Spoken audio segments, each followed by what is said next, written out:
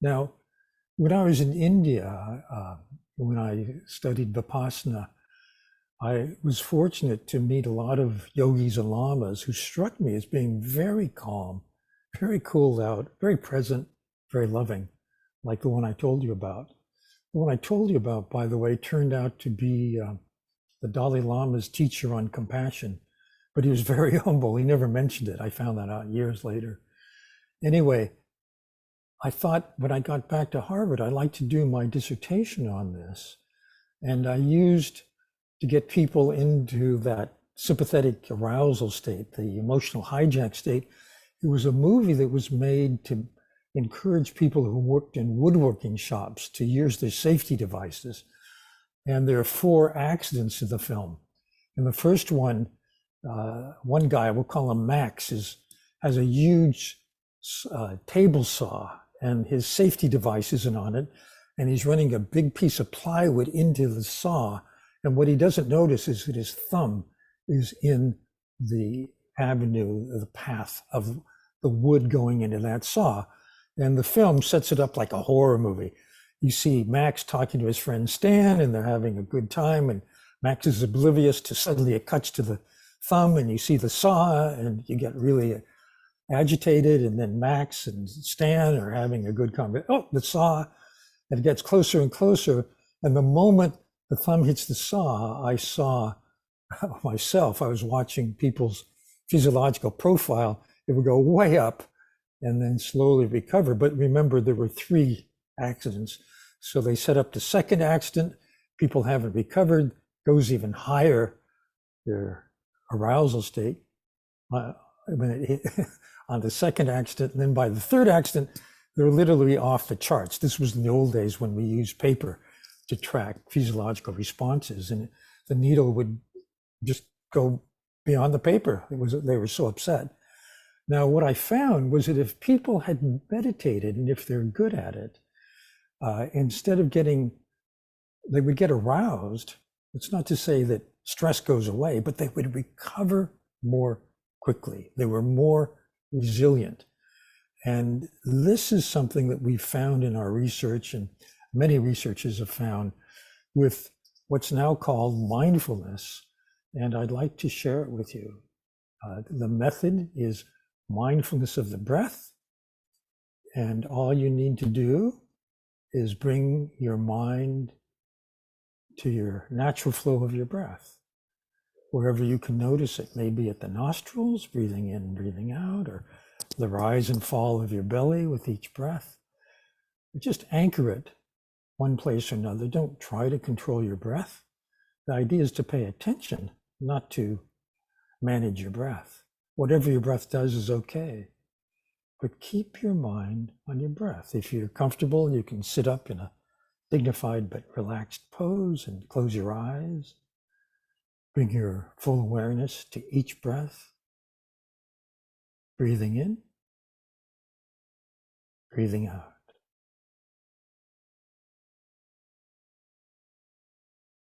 And the next breath, breathing in, breathing out. Sometimes people will count 1 on the in breath, 2 on the out breath. Whatever helps you keep your attention on your breath. And if your mind floats off on some thoughts, you notice it's gone off there, just bring your mind back to your breath. It's that simple. Start with the next breath. Breathing in, breathing out. If you're counting, just go to 10 and start at 1 again. You're not trying to get to any number of breaths. You're just trying to pay full attention to each breath, whatever it may bring. The in-breath, the out-breath. If your mind wanders off, you noticed it wandered, you just bring it back to the breath. Now, in short, those are the simple instructions for meditation on the breath. This is sometimes called mindfulness. It's found in every spiritual tradition, but you don't need to have one. Anyone can do it. The benefits are powerful. We found, for example, looking at the research, that it immediately calms you. The more you do it, the more it calms you. People who do this regularly, 5 minutes a day, 10 minutes a day, they get a benefit of being triggered by upsets less. When they are triggered, it's less intense, and they recover more quickly. The technical definition of resilience is how quickly you recover from the peak of being upset. And this calming meditation helps you do that. Now, this full attention to breath frees you from your thoughts. And being able to see thoughts come and go is the next stage in this meditation progression.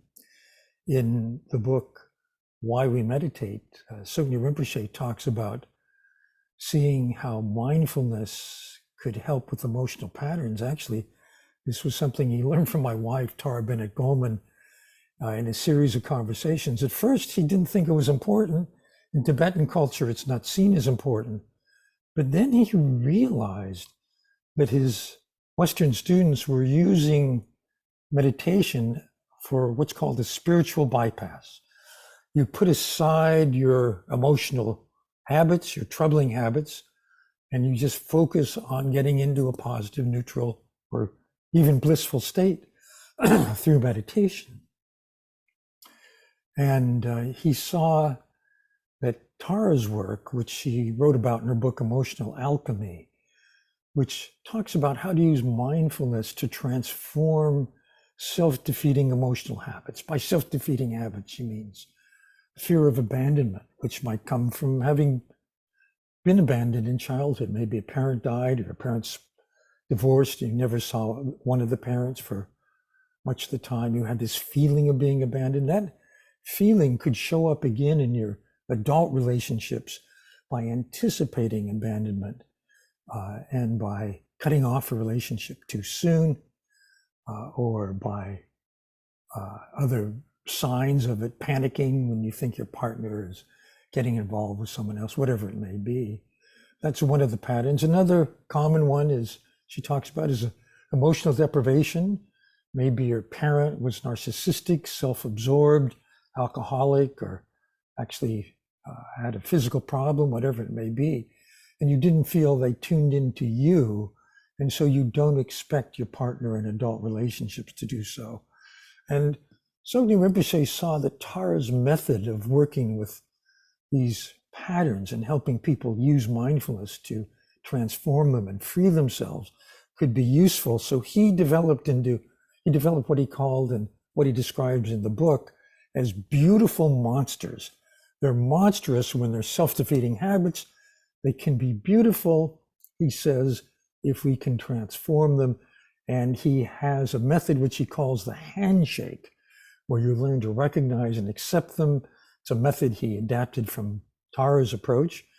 And it's, as I say, it's in the book. I won't try to share it with you, but it made me think of research I knew about that was done at the University of California with people who are victims of what Tara would call vulnerability to harm, which is another of these common emotional patterns.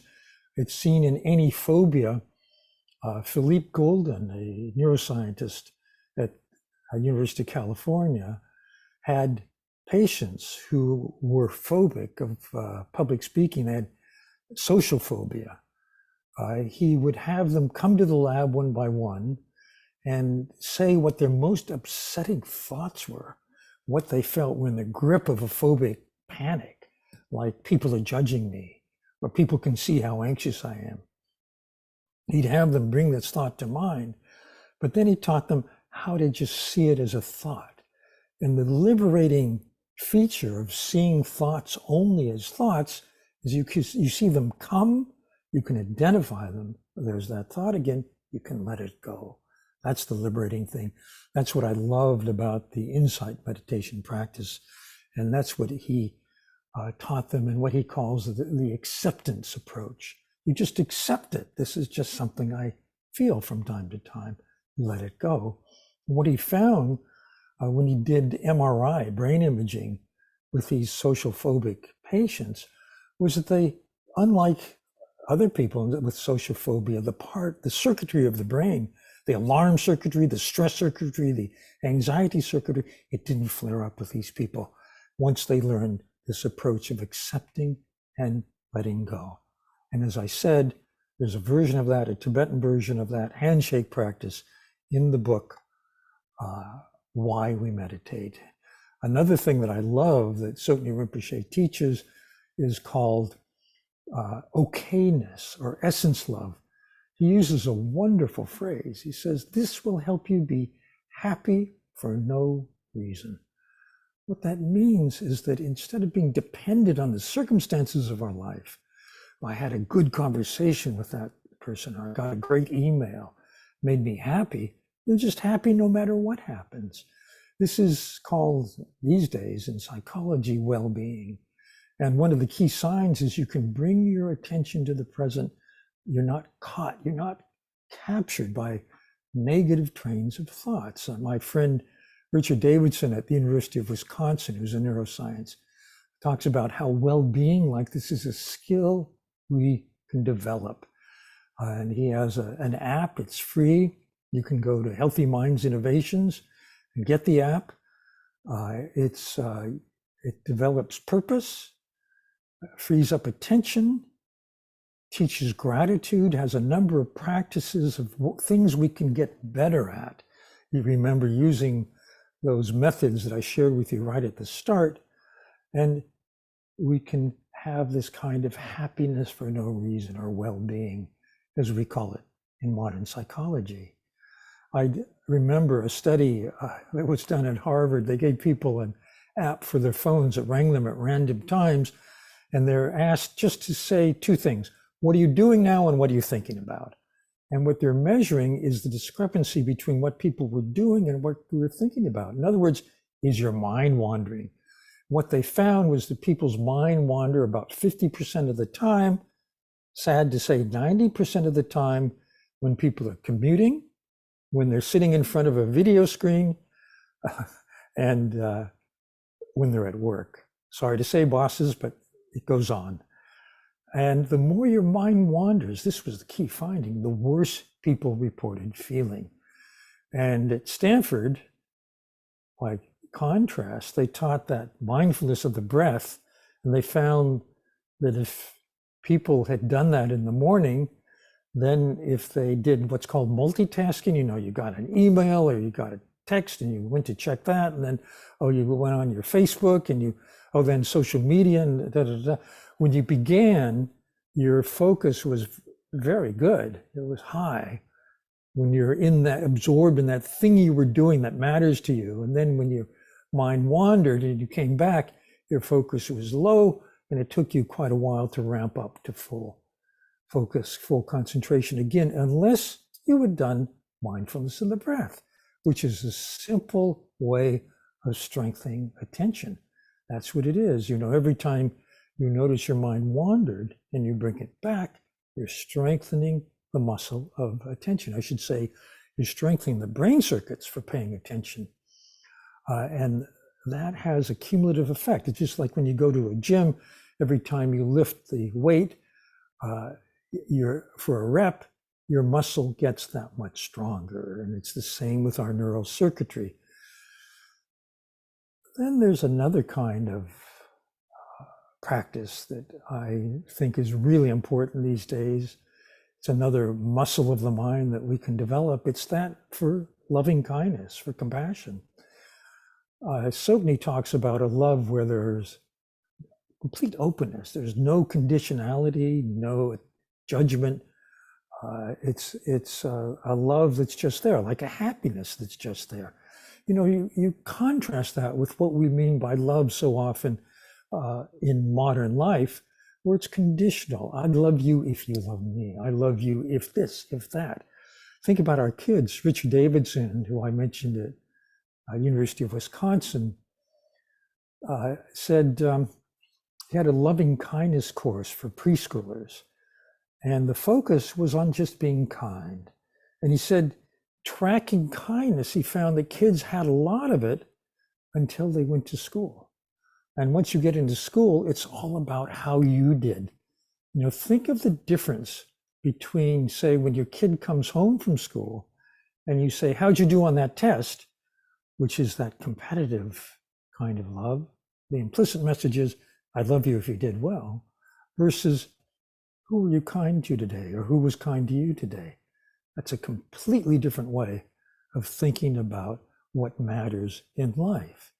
And there's a meditation practice that actually strengthens the circuitry for that caring, for loving kindness. There are 3 kinds of empathy.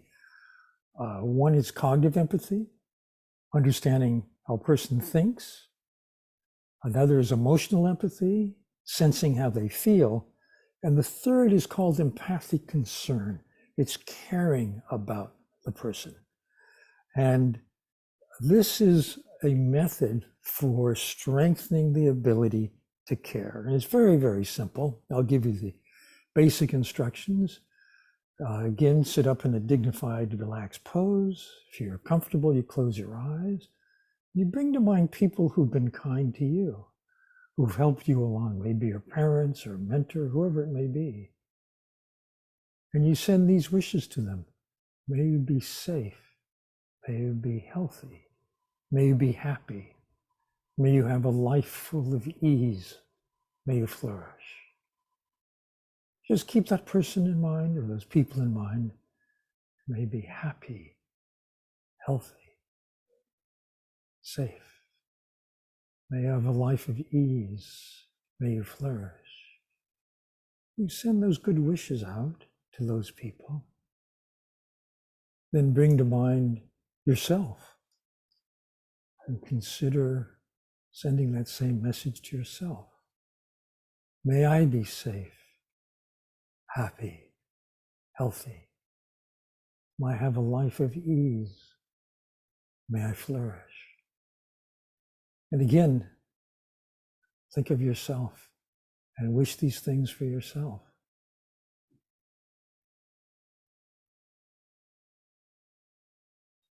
Then bring to mind the people you love, the people who are dearest to you. Think of them and send the same message.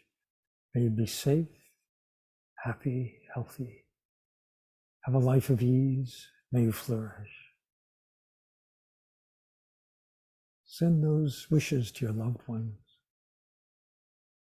And think of just people you know, casual acquaintances, people you see. Send them those wishes. May you be safe, happy, healthy. Have a life of ease and flourishing.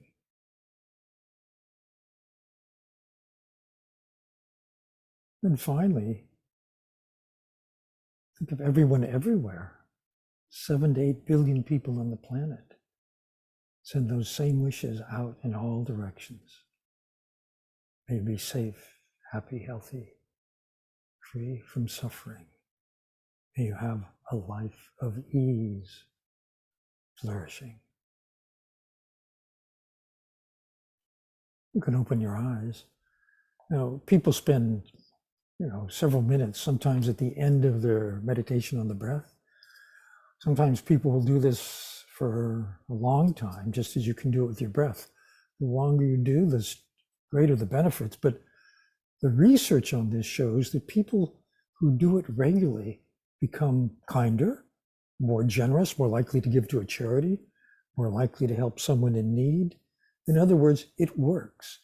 We find that there's actually the benefits show up very quickly. There seems to be a biological preparedness to learn loving kindness, to be warm-hearted. The Dalai Lama, I remember once in a conversation with the psychologist, was shocked to hear that people in the West judge themselves. They even loathe themselves.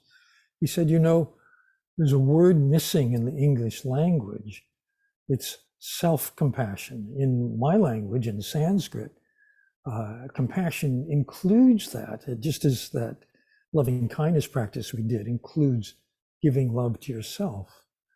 And he said, this is very important. Now, since he said that, there's a huge literature on self-compassion showing it has definite benefits. In fact, with all of these meditation practices, there's a dose response relationship. So the more bigger the dose, the more you do it, the better the benefits become. And this pays off, we found in research I did with Davidson. It's actually research he did in his lab at the University of Wisconsin. He flew very experienced Tibetan yogis and some from Europe over one by one and put them through several tests.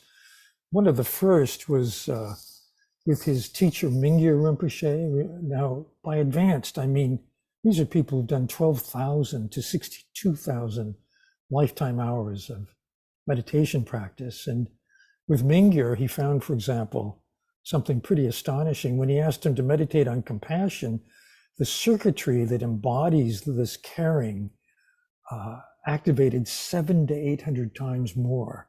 This is unheard of in neuroscience, that you could voluntarily increase activity in neural circuitry that much.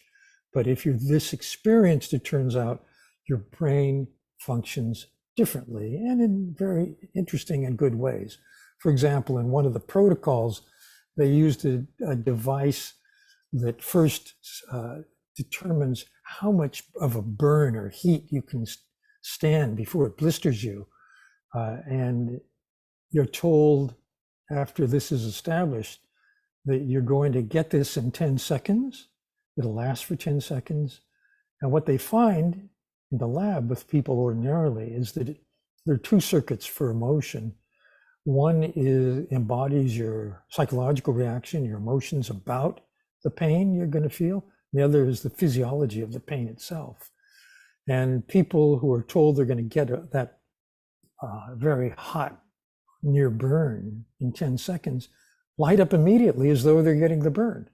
The anticipatory anxiety of the pain lights up the brain circuits for the pain, and it lasts for at least 10 seconds after the pain stops, except in the advanced yogis.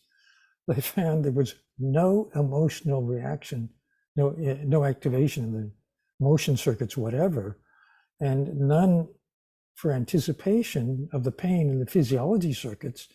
Those circuits only lit up during the pain and then stopped when the pain stopped. Unlike ordinary subjects in the lab, they had no post-pain. So they only reacted to what was happening in the present. And I actually happened to be there when they tested a protocol with someone who's done how to. I recommend it, Mathieu Ricard.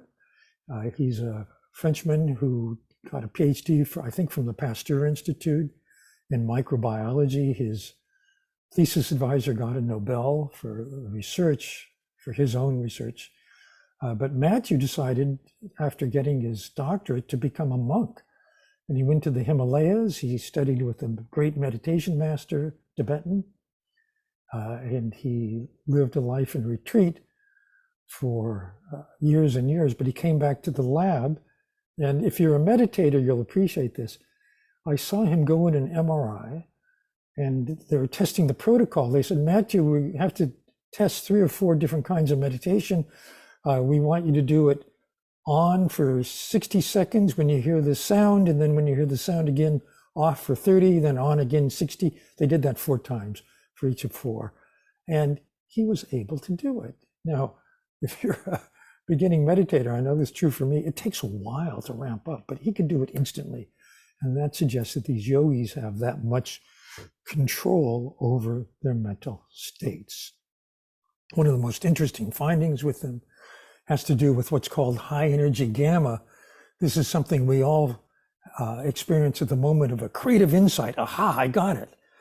At that moment, your brain shows high energy gamma in the EEG waves. Or when you have a gestalt of, eating that delicious peach, what it tasted like, sounded like, smelled like, you get it also. But when we get it ordinarily, it lasts less than a second, maybe half a second. They found that with these yogis, that high energy gamma was present in the EEG all the time. So remember, there's a dose response. If you get very dedicated and you do it very deeply, it can pay off in what we call an altered trait. But let's be realistic. Most of us are in the first 1, 2, or 3 stages of mastery.